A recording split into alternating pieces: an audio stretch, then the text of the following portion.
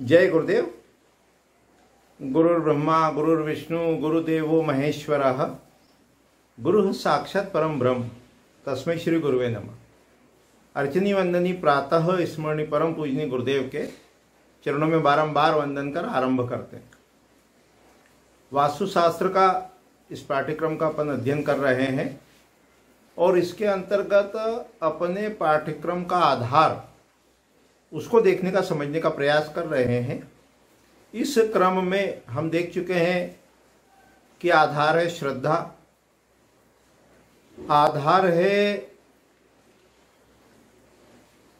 जो अपनी प्रक्रिया, सूर्योदय से पहले उठना, सूर्य नमस्कार करना, भगवत गीता के तीसरे या दूसरे अध्याय का एक श्लोक प्रतिदिन लिखना और आचरण में उतारना, कोई भी एक श्लोक।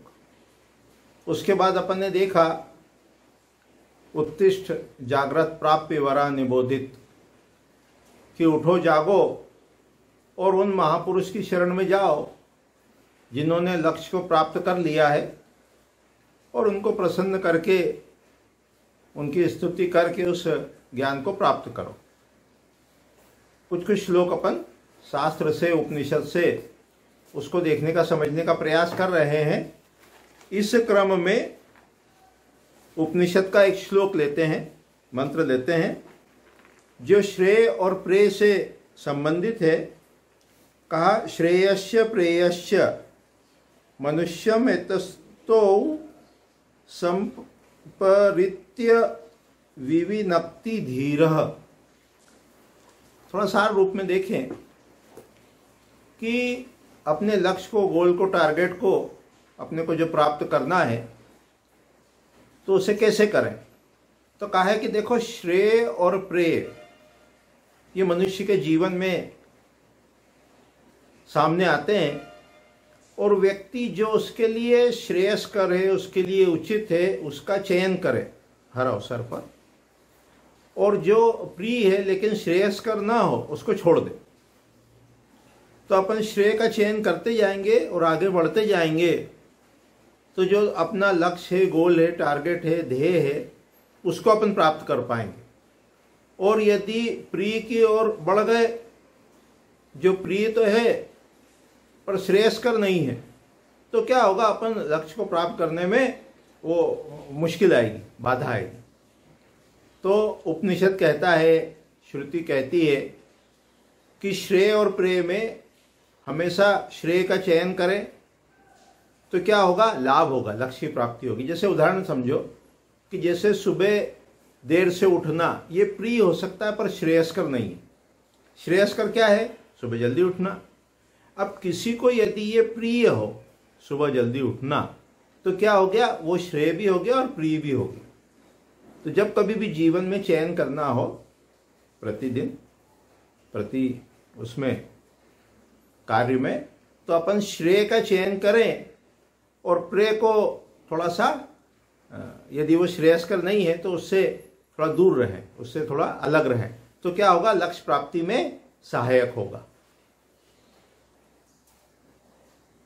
और क्या बताया, और बताया ज्ञानम चेतनायाम निहितम। सारा जो ज्ञान है वो आपकी चेतना में स्थित है।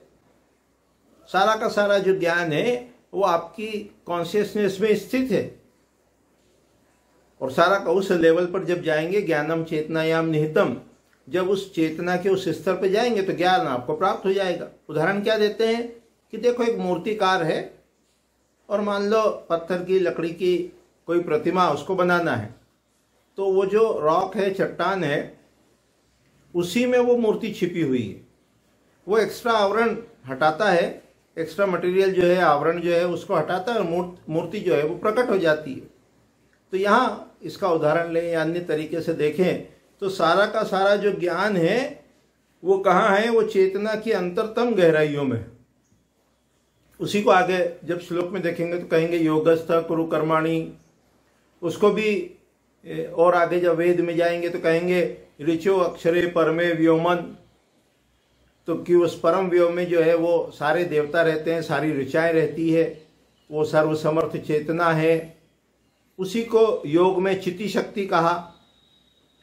जो पुरुष की जो शक्ति है उसको क्या कहा, चिति शक्ति। वो कैसी है, वो सर्वसमर्थ है, सर्वसमर्थ। तो सारा ज्ञान जो है वो अपनी चेतना में ही स्थित है, उस लेवल पर जाना है। तो जब अपन ध्यान करते हैं, चाहे भावातीत ध्यान हो, जब अपन सम अवस्था में रहते हैं, जब अपन कॉन्शियसनेस से पूरी तरह मर्ज हो जाते हैं, उसको जान लेते हैं, दृष्टा को, साक्षी को, चैतन्य को, पुरुष को, तो क्या होता है, अपनी वो जो सर्वसमर्थ चेतना है वो प्रकट होने लगती है। तो उसी को कहा ज्ञानम चेतनायाम निहितम। चेतना के उस स्तर पर वो सारा ज्ञान है। उसको भावातीत कहो, भाव की संधि कहो, है ना, उसका कुछ भी नाम दो। वो जो सम की स्थिति है, न्यूट्रल की स्थिति है, वो जो भाव शून्य अवस्था है, वो जो विचार शून्य अवस्था है, वो जो दो विचारों के बीच की संधि है, वो कैसी है, वो सर्वसमर्थ।